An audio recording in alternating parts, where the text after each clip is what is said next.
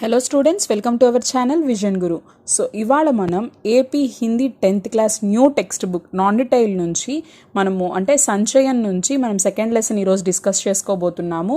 So lesson పేరు వచ్చేసి సప్నోం కేసే దిన్. గురుదయాల్ సింహ్ రాసినటువంటి సప్నోం కేసే దిన్. అంటే ఇక్కడ మన లేఖక్ గురుదయాల్ సింహ్ గారు ఈ లెసన్లో ఏం చెప్పాలనుకుంటున్నారు? సప్నా అంటే ఏంటి? కలలు. సో కలల లాంటి ఆ రోజులు అంటే బాల్యంలోని చిన్నతనంలో జరిగినటువంటి సంఘటనలు, కొన్ని సంగతుల గురించి ఇక్కడ మనకి ఆయన షేర్ చేసుకుంటూ ఉన్నారు. ఎవరి గురించి చెప్తున్నారు, ఏం చెప్తున్నారు అనేది మనం లెసన్లోకి వెళ్ళి తెలుసుకుందాము. సప్నోం కేసే దిన్, ఇది లెసన్ నేమ్ అనమాట. मेरे साथ खेलने वाले सभी बच्चों का हाल एक सा होता. नंगे पांव, फटी मैली सी कच्छी और टूटे बटनों वाले कई जगह से फटे कुर्ते और बिखरे बाल.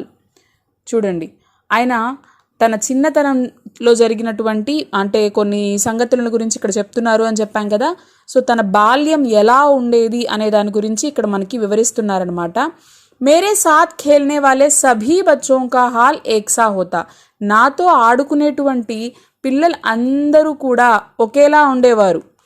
సో వాళ్ళందరి పరిస్థితి కూడా ఒకలాగే ఉండేది. అంటే చూడ్డానికి కూడా వాళ్ళందరూ ఒకేలా, అంటే ఎలా? నంగే పాంవ్, ఫటీ मैली కచ్చి और टूटे बटनों वाले कई जगह से फटे कुर्ते और बिखरे बाल. నంగే పాంవ్ అంటే కాళ్ళల్లో ఎవరికి చెప్పులు ఉండేవి కాదు. ఫటీ मैली కచ్చి, సో అక్కడక్కడ చినిగిపోయి మాసిపోయినటువంటి దుస్తులు ధరించి ఉండేవాళ్ళు. और टूटे बटनों वाले कई जगह से फटे कुर्ते, సో నిక్కర్ కూడా అలాగే ఉండేది. వాళ్ళు వేసుకునేటువంటి ఆ షర్ట్ కూడా అక్కడక్కడ బటన్స్ విరిగిపోయి ఉండడము, అక్కడక్కడ చిరిగిపోయి ఉండడము. సో ఇలాగా బిఖరే బాల్, చింపిరి జుట్టు వేసుకొని, అంటే వీళ్ళందరూ హై క్లాస్ సొసైటీకి చెందిన పిల్లలేం కాదు. సో మధ్యతరగతి లేదా పేద పిల్లలు, అలాంటి పిల్లలు అనమాట. జబ్ లకడీ కే ఢేర్ పర్ చढ़कर खेलते नीचे को भागते तो गिरकर कई तो जाने कहाँ कहाँ चोट खा लेते और पहले ही फटे पुराने कुर्ते तार तार हो जाते. అయితే మేము ఎక్కడున్నా గమ్ముకుంటామా అంటే అలా కాదు. సో ఆ చెట్ల మీద, కొమ్మల మీద, వాటన్నిటి మీద ఆడుకుంటూ అప్పుడప్పుడు పడిపోతుంటాము. ఎక్కడెక్కడో దెబ్బలు తగులుతూ ఉంటాయి. ముందే మాసిపోయినట్టుగా అక్కడక్కడ చిరిగిపోయిన బట్టలు వేసుకుని ఉంటామా, అవి ఇంకా పోగులుగా చించేసుకుంటాము. धूल भरे कई जगह से छिले पांव, पिंडलियां या लहू के ऊपर जमी रेत मिट्टी से लथपथ घुटने लेकर जाते तो सभी की माँ बहनें उन पर तरस खाने की जगह और पिटाई करती.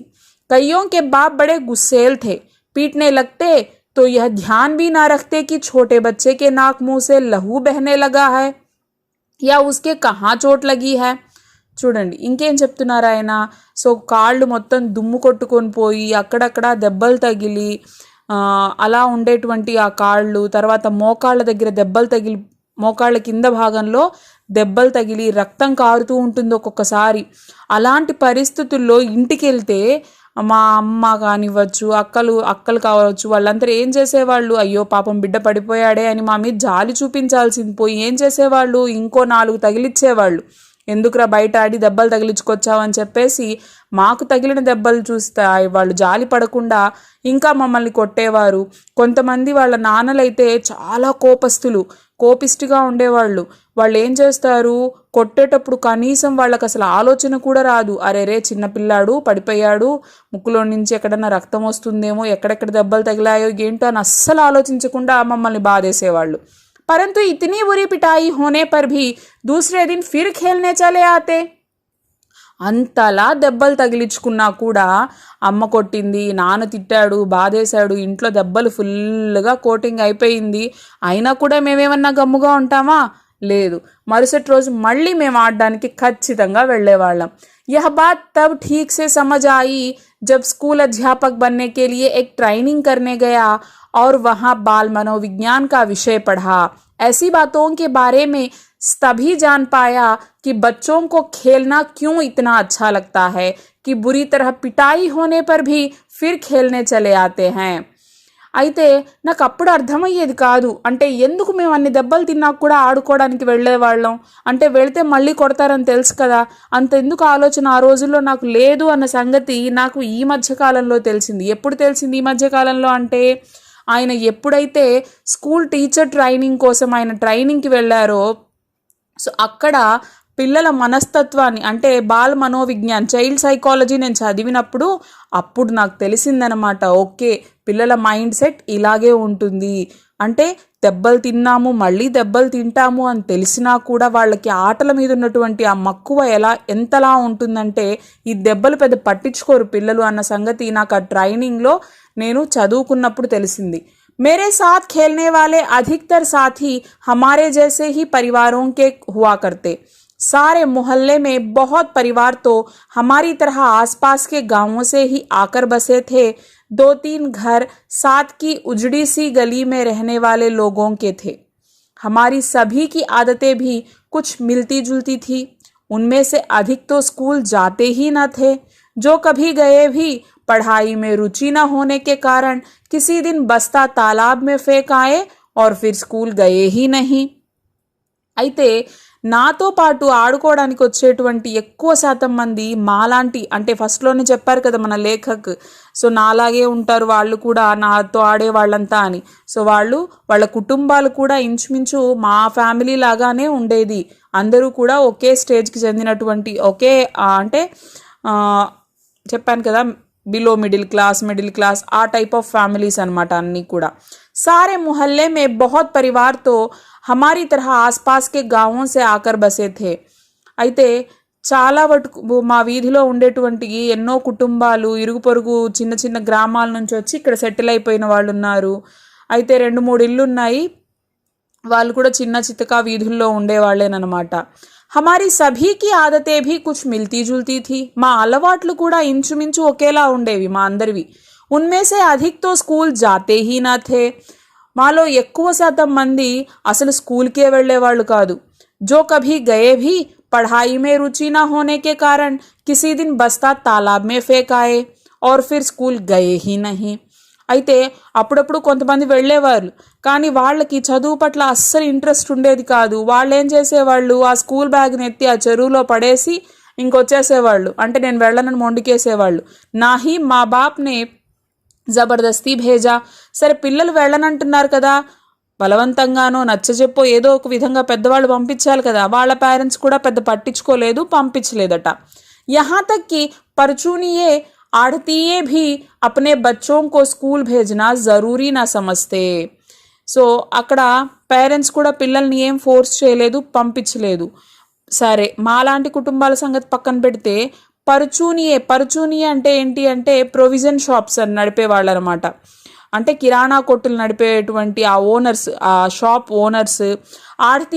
ఆడతీయే भी अपने बच्चों को स्कूल भेजना ज़रूरी ना समझते. आड़तीये అంటే ఏంటి అంటే जो किसानों की फसलों को खरीदते और बेचते हैं. సో ఎవరైతే రైతుల దగ్గర ధాన్యాన్ని కొనుగోలు చేసి మళ్ళీ సేల్ చేస్తూ ఉంటారో వాళ్ళనమాట ఆడతీయే అంటే. పరుచూనియే అంటే so ration shops, provision stores ఉంటాయి కదా, ఆ షాప్ వాళ్ళు కూడా తమ పిల్లల్ని పెద్ద చదువుకోమని చెప్పేవాళ్ళు కాదు, స్కూల్కి పంపించాలి అది చాలా ఇంపార్టెంట్ అని కూడా భావించేవాళ్ళు కాదు. కభీ కిసి స్కూల్ అధ్యాపక్ సే బాత్ హోతీ తో कहते మాస్టర్ జీ हमने इसे क्या तहसीलदार लगवाना है. थोड़ा बड़ा हो जाए तो पंडित घनश्याम दास से लंडे पढ़वा कर दुकान पर बहियां लिखने लगा लेंगे. पंडित 6-8 महीने में लंडे और मुनीमी का सभी काम सिखा देगा. वहां तो अभी तक अलिफ बे जीम च भी सीख नहीं पाया. అయితే చూడండి, ఎప్పుడైనా టీచర్స్ కానీ వచ్చి అడిగారనుకోండి, ఏంటండి మీ పిల్లల్ని పంపించట్లేదు, మీరు స్కూల్కి పంపించాలి కదా, ఇలా ఏమన్నా చెప్పారనుకోండి, మా షాప్ వాళ్ళు ఏం చేసేవాళ్ళు, అయ్యో భలే వాళ్ళండి, మా పిల్లలు ఏం వెలగబడతారని, ఇప్పుడు వాళ్ళు చదివి పెద్ద పెద్ద ఆఫీసర్లు ఏమన్నా అయిపోవాలా ఏంటి, అవసరం లేదులేండి, 4 రోజులు పోతే కొంచెం పెద్దోడవుతాడు, తర్వాత పండిత్ ఘనశ్యామ్ దగ్గర నేనేం చేస్తాను, లెక్క పక్క రాయడం నేర్పించేస్తాను. అంటే వాడు ఎలాగో నా తర్వాత వాళ్లే కదా షాప్లో కూర్చుకోవాలి, సో కాబట్టి వాళ్ళకి అవి నేర్పిస్తే సరిపోతుంది. ఇక్కడ లండే అంటే ఏంటి అంటే హిసాబ్ కితాబ్, ఆ లెక్క అవి అన్నీ రాస్తారు కదా, సో అవన్నమాట. సో పంజాబీ ప్రాచీన లిపిలో దాన్ని లండే అంటారు. అలాగే బహియా అంటే ఏంటంటే ఖాతా, ఆ పద్దులు రాస్తాం కదా షాప్లో అవి. సో ఇవన్నీ చూసుకోవడం వాళ్ళు నేర్చేసుకుంటే సరిపోతుంది. అభీ తక్ అలీఫ్ బే చీమ్ ఇవేంటి అంటే ఉర్దూ వర్ణమాల అని చెప్పుకోవచ్చు మనం. హిందీలో తెలుగులో ఆలు, ఇంగ్లీష్లో ఏబిసిడీలు ఎలా ఉంటాయి ఆల్ఫాబెట్స్, సో అలాగనమాట. అలిఫ్ బే జీమ్ చ ఇవేంటి అంటే ఉర్దూలో అక్షరాలు అనమాట. సో అవి కూడా వాళ్ళకి ఇంతవరకు రాలేదు, సో పెద్ద ఏం చదువుకుంటారులేండి వాళ్ళు అని చెప్పేసి వాళ్ళు కూడా లైట్ తీసుకునేవాళ్ళు. हमारे आधे से अधिक साथी राजस्थान या हरियाणा से आकर मंडी में व्यापार या दुकानदारी करने आए परिवारों से थे. సో చూడండి, అయితే మాలో సగానికి సగం మంది రాజస్థాన్, హర్యానా నుంచి వచ్చి ఇక్కడ మండీలో వ్యాపారాలు చేసుకుంటూ చిన్న చిన్న షాప్స్ని నడుపుకునేటువంటి కుటుంబాలు ఉన్నాయి. జబ్ బహుత్ ఛోటే థే తో ఉన్కి బోలీ కమ్ సమజ్ పాతే. అయితే నేను బాగా చిన్నగా ఉన్నప్పుడు వాళ్ళ భాష నాకు పెద్ద, అంటే హర్యాణవి కావచ్చు, రాజస్థానీ కావచ్చు, నాకు పెద్ద అర్థమయ్యేది కాదు. उनके कुछ शब्द सुनकर हमें हंसी आने लगती, परंतु खेलते तो सभी एक दूसरे की बात खूब अच्छी तरह समझ लेते. అయితే చిన్నప్పుడు వాళ్ళ భాష నాకు అర్థమయ్యేది కాదు కదా, అప్పుడు వాళ్ళు ఏదైనా మాట్లాడుకున్నప్పుడు కొన్ని పదాలు, కొన్ని వర్డ్స్ విన్నప్పుడు నాకు భలే నవ్వొచ్చేది. కానీ ఆడుకునేటప్పుడు మాత్రం వాళ్ళు ఏం చెప్తున్నారో నాకు చక్కగా అర్థమయ్యేది అని చెప్పి మన లేఖకు చెప్తున్నారు. సో ఇక్కడ ఇమేజ్ ఇచ్చున్నారు. నెక్స్ట్, पता भी नहीं चला कि लोकोक्ति अनुसार ये खेंड दे दिन चार कैसे कब बीत गए. हम में से कोई भी ऐसा ना था जो स्कूल के कमरे में बैठकर पढ़ने को कैद न समझता हो. कुछ अपने माँ बाप के साथ जैसा भी था काम कराने लगे. అయితే అస్సలు తెలియలేదు. లోకోక్తి मतलब लोगों द्वारा कही गई बातों को లోకోక్తియా कहते हैं, అంటే ప్రజల ద్వారా చెప్పబడ్డ మాటల్ని లోకోక్తి అంటారనమాట. అయితే ఖేండ్ అంటే ఏంటంటే ఖేల్నే కే లియే, అంటే ఆడుకునే ఆ 4 రోజులు ఎప్పుడు గడిచిపోయాయో అస్సలు తెలియనే లేదు మాకు. మాలో చాలా వరకు స్కూల్కి వెళ్ళరని చెప్పాను కదా, అసలు ఆ స్కూల్కి వెళ్ళేటువంటి వాళ్ళలో కూడా మొత్తం బ్యాచ్ ఎలాంటి వాళ్ళంటే క్లాస్లో కూర్చొని ఏంటి మాకు జైలు శిక్ష, ఏంటి మాకు పనిష్మెంట్ అనుకునే వాళ్ళే. ఎవ్వరు కూడా ఇంట్రెస్ట్గా చదువుకునే వాళ్ళు అస్సలు లేరు. కుచ్ అప్నే మా బాప్ కే సాత్ జైసా భీ థా కామ్ కరానే లగే.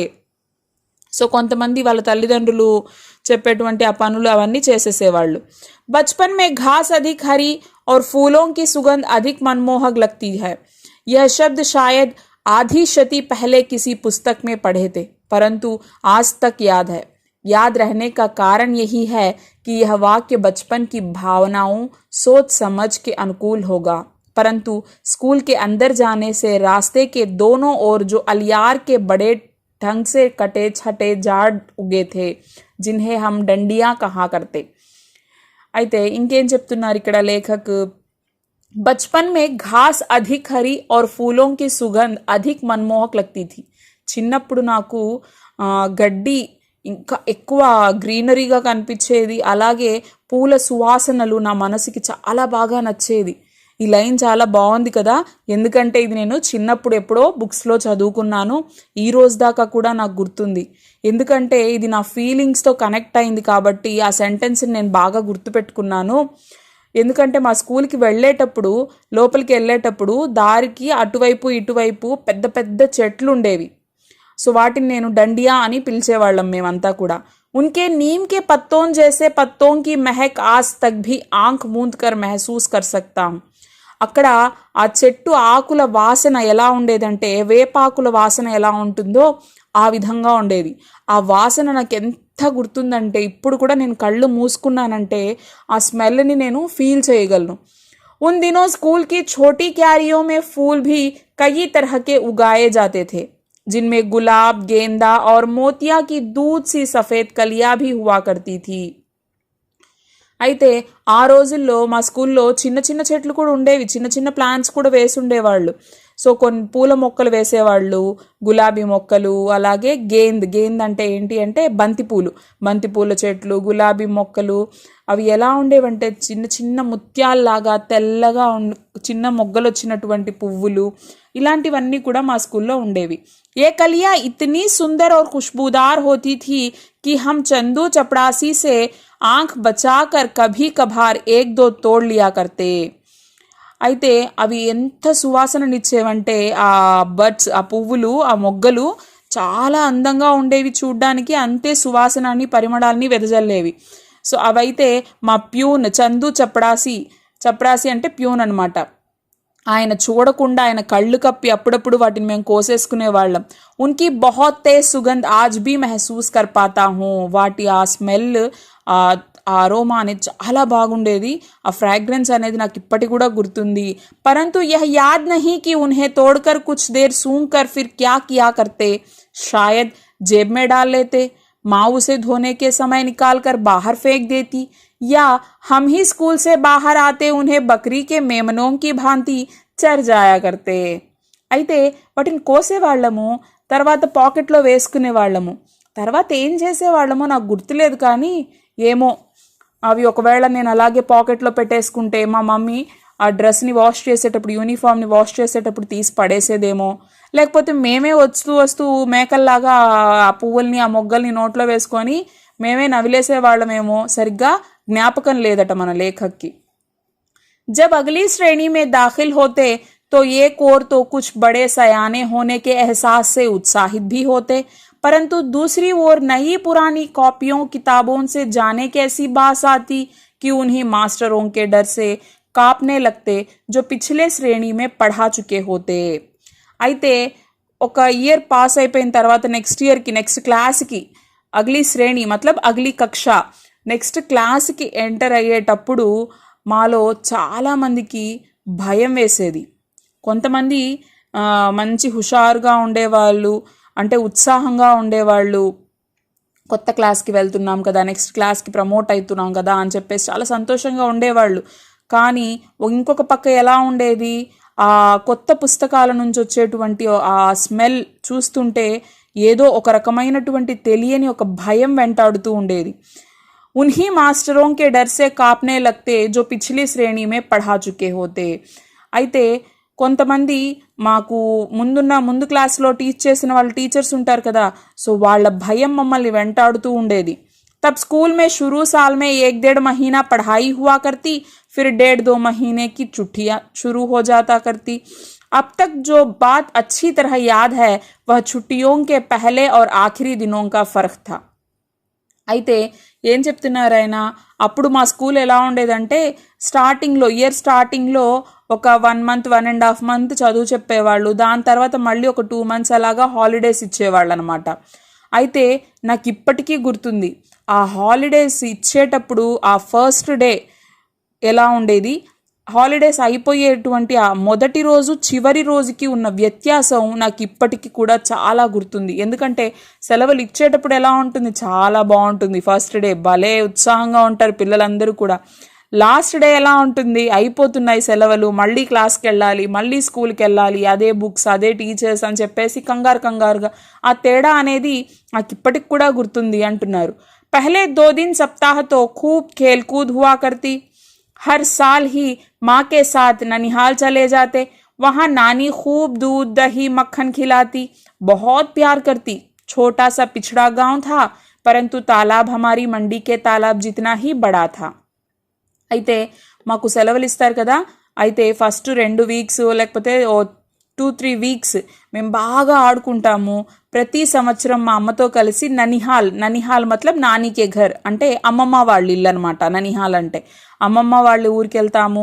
అక్కడ మన అమ్మమ్మ మాకు పాలు, పెరుగు, వెన్న ఇవన్నీ బాగా తినిపిస్తుంది, మంచిగా మమ్మల్ని ప్రేమగా చూసుకుంటుంది. అయితే చిన్న పల్లెటూరు అనమాట, పిछड़ा हुआ गांव मतलब जो अभिवृद्धि नहीं हुई है, जो विकास नहीं हुई है, उस गांव को हम पिछड़ा हुआ गांव कहते हैं. పిछड़ा गांव అంటే ఏంటి అంటే వెనకబడినటువంటి, అంటే పెద్దగా అక్కడ ఎలాంటి అభివృద్ధి లేనటువంటి అలాంటి చిన్న పల్లెటూరు మా అమ్మమ్మ వాళ్ళది. అక్కడ ఒక చిన్న చెరువు కూడా ఉంది, మా ఊర్లో ఉన్నట్టే చెరువు కూడా ఉందట. दोपहर तक तो उस तालाब में नहाते, फिर नानी से जो जी में आता मांग कर खाने लगते. మధ్యాహ్నం దాకా చక్కగా చెరువులో మంచిగా మునిగి స్నానం చేస్తాము.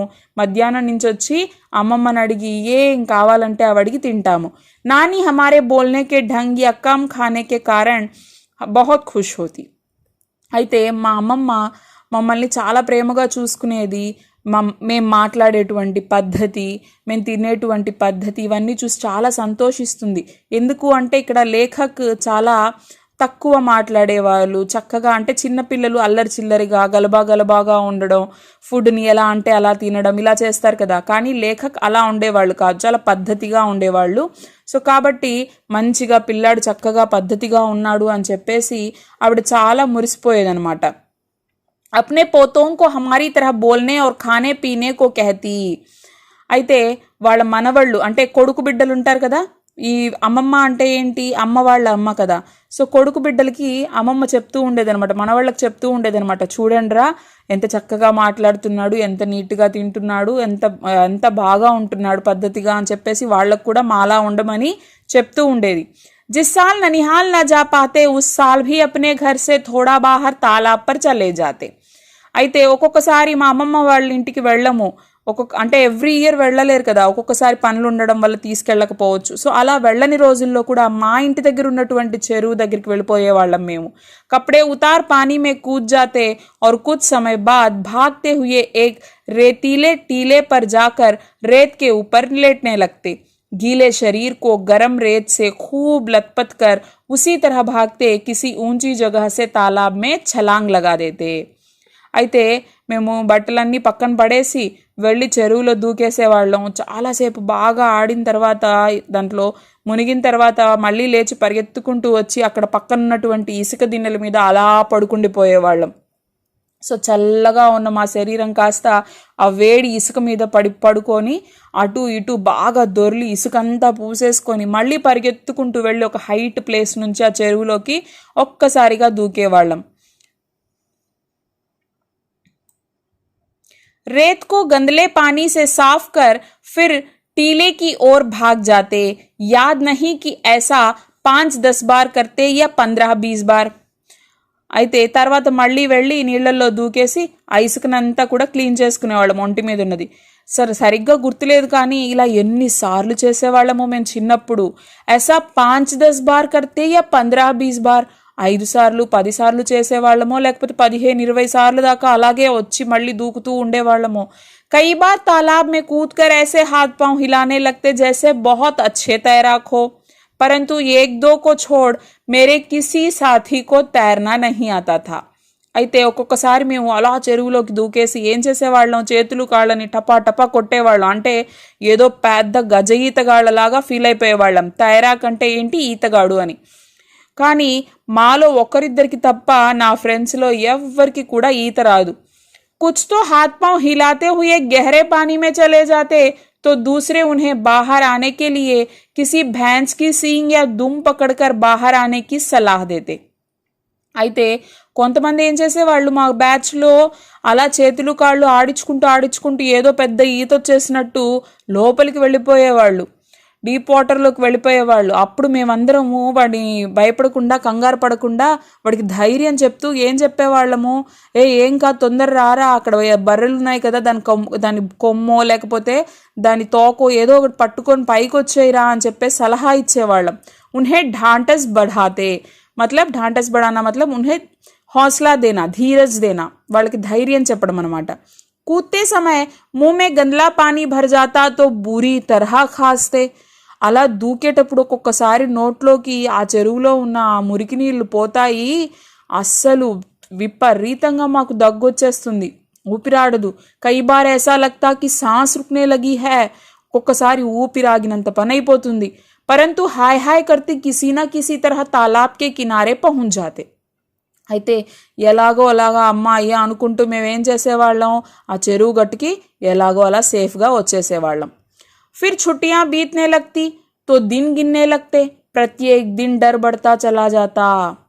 తర్వాత అలా అలా సెలవులు గడుస్తూ ఉంటాయా, రోజులు గడుస్తూ ఉంటాయా, అప్పుడు మాలో భయం స్టార్ట్ అవుతుంది. खेल कूद और तालाब में नहाना भी भूलने लगता. मास्टरों ने जो छुट्टियों में करने के लिए काम दिया होता उसका हिसाब लगाने लगते. అప్పుడు ఆటపాటలు లేవు, చెరువు లేదు, ఈత లేదు, ఇప్పుడు ఏం గుర్తుంటుంది, కేవలం టీచర్స్ హాలిడేలో చెయ్యమన్నటువంటి హోంవర్క్స్ మాత్రమే గుర్తుంటాయి.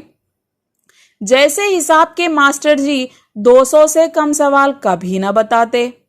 ఎలా అనిపిస్తుందంటే మా మ్యాథ్స్ టీచర్ మాకు హోంవర్క్ ఇస్తారు, ఆయన ఇచ్చారంటే బాబోయ్ ఒక 200 ప్రాబ్లమ్స్ దాకా ఇచ్చి పడేస్తారు. मन में हिसाब लगाते कि यदि 10 सवाल रोज निकाले तो 20 दिन में पूरे हो जाएंगे. సరే 2 నెలలు 2.5 నెలల దాకా సెలవులు కదా, వీళ్ళు ఏమనుకుంటారంటే ఓకే ఆయన ఒక 200 ప్రాబ్లమ్స్ ఇచ్చాడు అనుకుందాము, రోజు ఒక 10 ప్రాబ్లమ్స్ చేసేసామనుకోండి 20 డేస్లో కంప్లీట్ అయిపోతాయి అనుకుంటా. जब ऐसा सोचना शुरू करते तो छुट्टियों का 1 महीना बाकी हुआ करता. అలా నేను అనుకున్నప్పుడు ఏమనుకుంటాను, ఇలా స్టార్ట్ చేసి రోజుకి 10 ప్రాబ్లమ్స్ చేసేస్తే 20 డేస్లో కంప్లీట్ అయిపోతుంది అనుకుంటాను కదా, అప్పుడు ఇంకా ఒక నెల ఉంటుంది స్కూల్ స్టార్ట్ అవ్వడానికి. ఏక్ ఏక్ దిన్ గిన్తే 10 దిన్ ఖేల్ కూద్ మే ఔర్ బీత్ జాతే. సరే ఇంకా టైం ఉంది కదా, రేపటి నుంచి స్టార్ట్ చేద్దాం, ఇంకా రేపటి నుంచి స్టార్ట్ చేద్దాం, ఇలా అనుకుంటూ అనుకుంటూ అనుకుంటూ ఆటపాటల్లో నేను డేస్ని వేస్ట్ చేసుకుంటూ ఉంటాను. స్కూల్కి పిటాయి కా డర్ ఆర్ బడనే లగ్తా. అలా డేస్ అయిపోతున్న కొద్దీ ఏమవుతుంది, అమ్మా ఇంకా 20 డేసే ఉన్నాయేమో, 30 డేసే ఉన్నాయేమో, లేకపోతే 15 డేసే మిగిలాయి, ఇప్పుడు ఎలా, ఒక లెక్క వేసుకున్నాం కదా రోజుకి ఇన్ని ప్రాబ్లమ్స్ అని, మరి ఏం చేయాలి, స్కూల్కి వెళ్తే మళ్ళీ టీచర్స్ కొడతారు కదా అని చెప్పేసి అప్పుడు భయం పట్టుకునేది.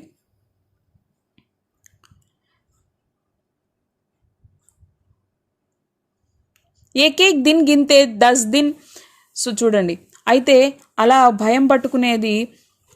ఏకేక్ దిన్ గిన్తే 10 दिन खेलकूद में और बीत जाते, स्कूल की पिटाई का डर और बढ़ने लगता.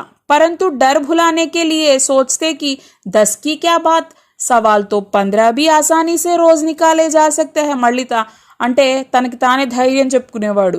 సరే రోజుకి 10 ప్రాబ్లమ్స్ కదా అనుకున్నాను, ఇప్పుడు కొన్ని రోజులు ఆడుకోవాలి కదా, సో ఆడుకొని డేస్ వేస్ట్ అయిపోయాయి కదా, ఇప్పుడు ఏం చేయాలి, సరే రోజుకి 10 కాకపోతే 15 ప్రాబ్లమ్స్ చేస్తాను, ఇంకొంచెం తక్కువ డేస్లో కంప్లీట్ చేసుకుంటాను.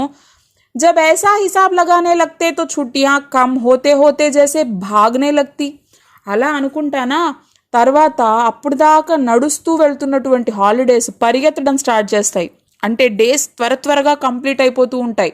दिन बहुत छोटे लगने लगते, ऐसा महसूस होता जैसे सूरज भागकर दोपहरी में ही छिप जाता हो.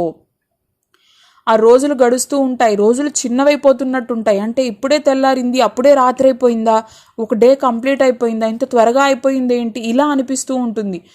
సూర్యుడు పరిగెత్తుకుంటూ వస్తున్నాడా, ఇలా అంటే వీళ్ళు టైం వేస్ట్ చేసుకుంటున్నారు. ఒక పక్కన భయం ఉంది కొడతారేమో అని, హోంవర్క్ కంప్లీట్ అవ్వలేదని తెలుసు, కానీ రోజులు త్వరగా గడుస్తున్నట్టుగా ఉంది, కానీ పని చేయట్లేదు వీళ్ళు. జైసే జైసే దిన్ ఛోటే హోనే లగ్తే స్కూల్ కా భయ బడనే లగ్తా. అలా రోజులు గడుస్తూ ఉన్నాయి, సెలవులు తగ్గిపోతూ ఉన్నాయి, స్కూల్ టెన్షన్ మాలో స్టార్ట్ అయిపోతుంది. हमारे कितने ही सहपाठी ऐसे भी होते जो छुट्टियों का काम करने की बजाय मास्टरों की पिटाई अधिक सस्ता सौदा समझते.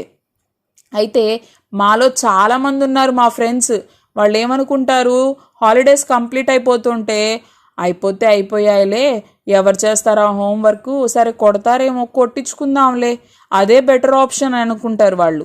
हम जो पिटाई से बहुत डरा करते उन बहादुरों की भांति ही सोचने लगते. అయితే మాకు మాత్రం దెబ్బలంటే చచ్చెంత భయం.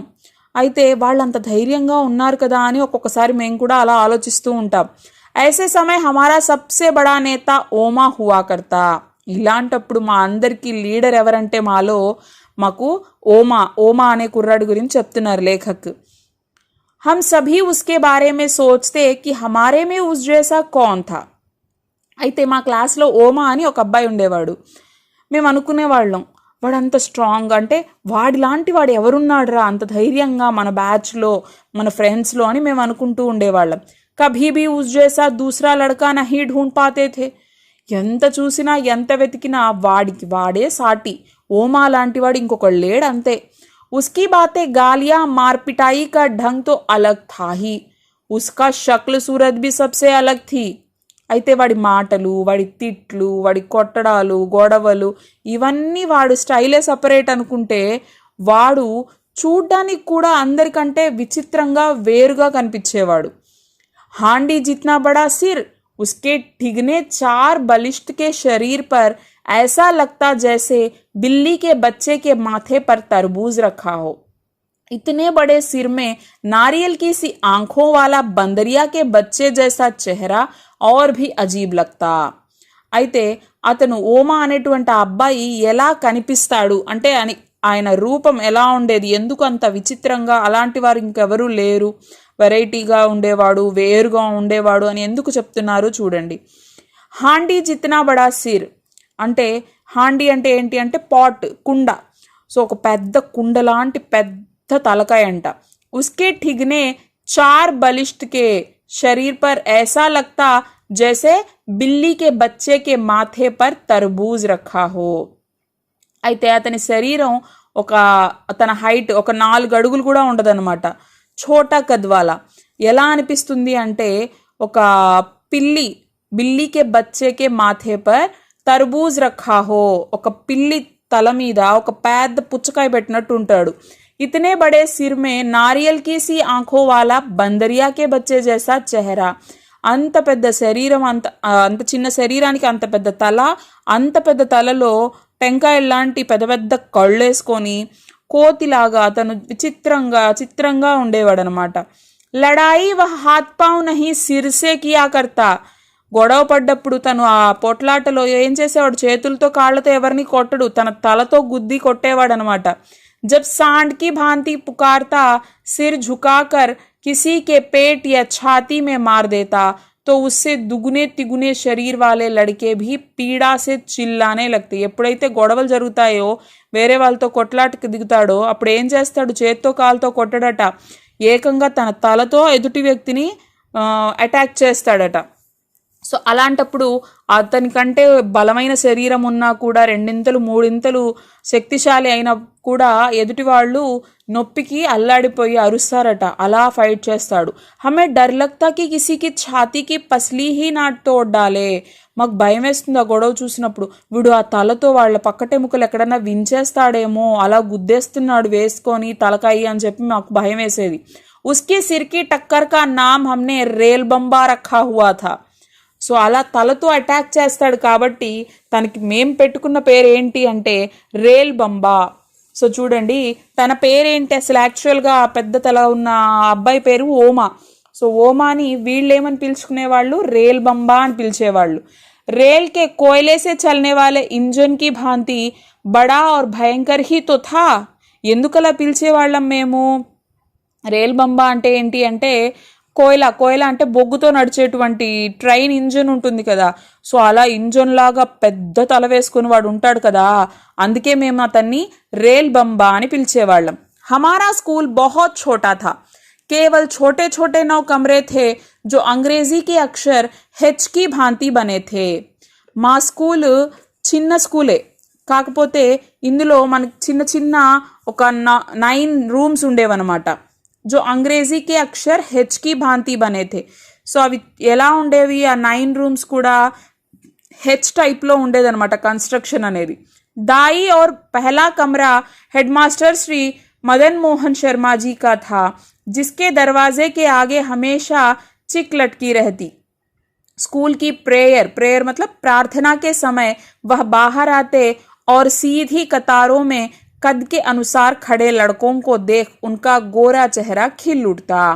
అయితే హెచ్ టైప్లో ఉండేవి ఆ రూమ్స్ అన్నీ కూడా. అక్కడే ఫస్ట్ రూమ్ వచ్చేసి మా హెడ్ మాస్టర్ శ్రీ మదన్ మోహన్ శర్మ గారి రూమ్ అనమాట. ఆయన అక్కడ మేము స్కూల్లో ఎప్పుడైతే ప్రేయర్ జరుగుతుందో ఆ టైంలో ఆయన బయటకు వస్తాడు. బయటకు వచ్చినప్పుడు అందరూ కూడా కతార్ అంటే ఏంటి అంటే లైన్ అనమాట. మేమందరూ కూడా హైట్ వైజ్గా కద్కే అనుసార్ మతలబ్ హైట్ వైజ్గా మేమందరం కూడా లైన్లో నిలబడుకొని ఉంటే మమ్మల్ని అందరినీ చూసి ఆయన వైట్గా ఉంటారనమాట, చూడ్డానికి తెల్లగా ఉంటారు. ఆయన చిరునవ్వును చిందిస్తారు మమ్మల్ని అందరినీ చూసి. సారే అధ్యాపక్ లడ్కోం కి తరహా హీ కతార్ బాంధ్కర్ ఉన్కే పీछे ఖడే హోతే.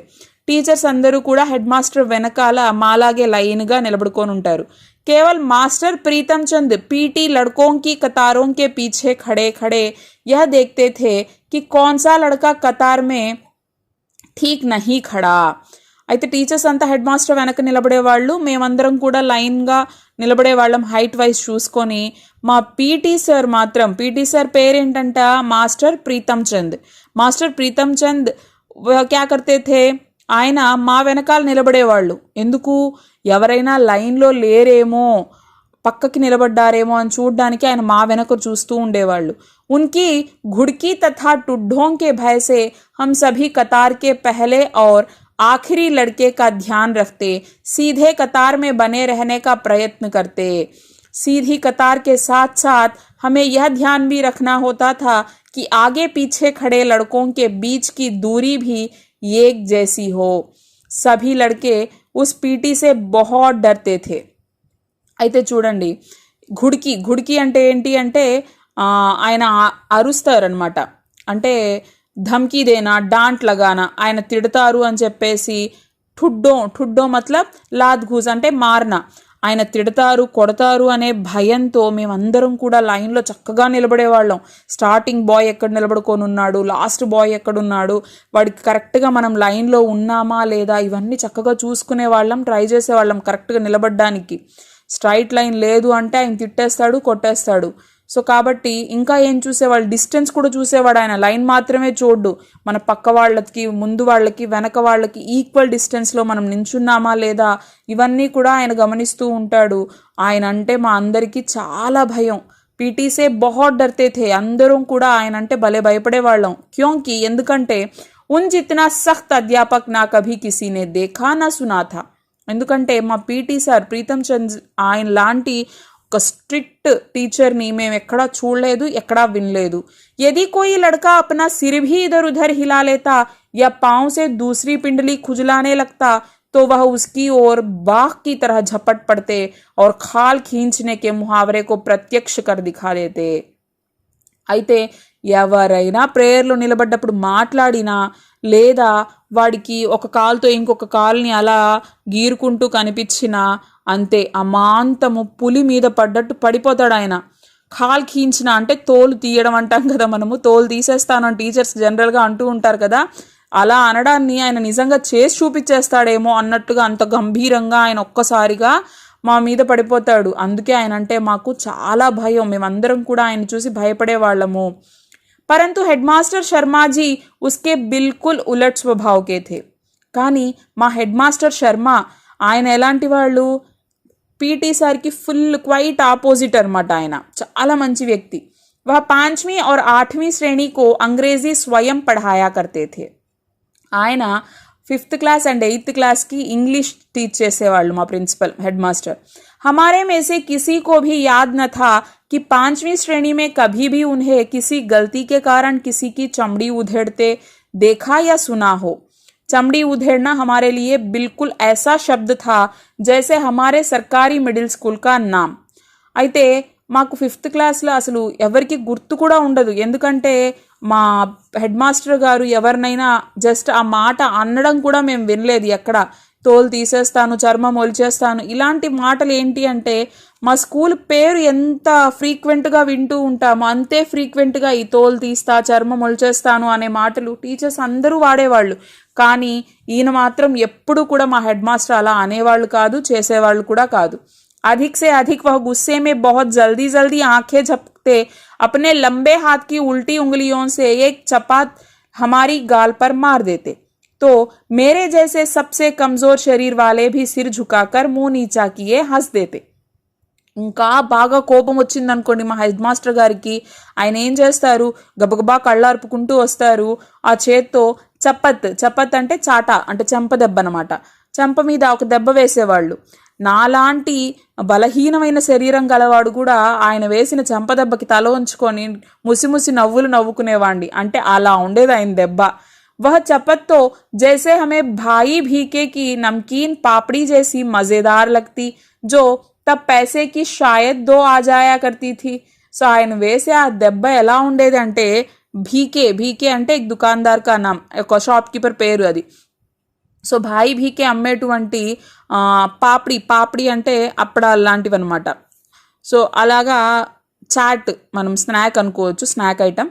సో అది ఎంత టేస్ట్గా ఉంటుందో అలాగా. అంటే ఆయన దెబ్బలాగా అనిపించేది కాదు మాకు, అంత సున్నితంగా కొట్టేవారు ఆయన. అంటే అసలు అరిచేవాళ్ళు కాదు, దండించేవాళ్ళు కాదు, పిల్లల్ని చాలా చక్కగా చూసుకునేవాళ్ళు ఆయన.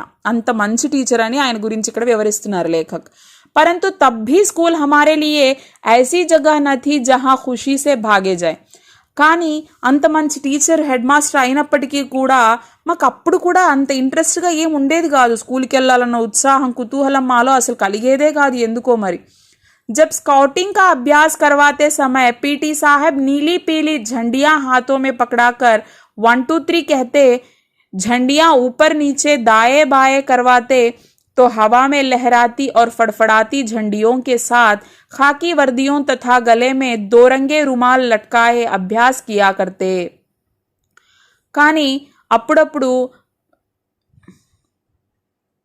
చూడండి, కానీ అంత మంచి టీచర్ ఉన్నా కూడా మాకు స్కూల్కి వెళ్ళాలి అని మాకు అనిపించేది కాదు. కానీ మా స్కూల్లో స్కౌటింగ్ అప్పుడు మాత్రం అంటే మన పీటీ సార్ వాళ్ళకి ఏం చేసేవాళ్ళు, మార్చ్ ఫాస్ట్ చేపిస్తారు కదా, స్కౌటింగ్ అంటే ఎన్సీసీ అని చెప్పొచ్చు మనం. సో ఎన్సీసీ చేయించేటప్పుడు మాత్రం మాకు చాలా ఇంట్రెస్టింగ్గా ఉండేది.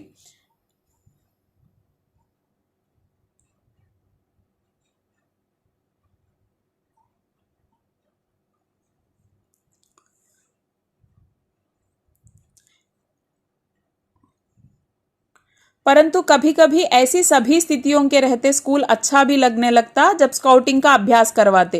ఎప్పుడైతే స్కౌటింగ్ ప్రాక్టీస్ మాకు జరుగుతూ ఉంటుందో అప్పుడు మా పీటీ సార్ ఇక్కడ నీలి పీలి అంటే బ్లూ అండ్ ఎల్లో ఫ్లాగ్స్ మా చేతిలో ఇచ్చి 1 2 3 చెప్తూ లెఫ్ట్ రైట్ చెప్తూ అవన్నీ చెప్పేటప్పుడు ఆ ఫ్లాగ్స్ని మేము చేతిలో పట్టుకొని ఉంటాము. ఆ ఫ్లాగ్స్ని పైకి కిందికి అనేటప్పుడు మేము అలా మార్చ్ ఫాస్ట్ చేస్తూ ఉన్నప్పుడు మేము ఖాకీ యూనిఫామ్ వేసుకొని ఉంటాము. మెడలో 2 కలర్స్లో ఉండేటువంటి రుమాల్ అంటే కర్చీఫ్ అంటాం కదా మనము. సో అలాంటిది అంటే స్కౌటింగ్ డ్రెస్ ఉంటుంది కదా, సో ఆ డ్రెస్ అంతా వేసుకొని ప్రాక్టీస్ చేసేటప్పుడు మాకు కొంచెం ఇంట్రెస్ట్గా ఉండేది.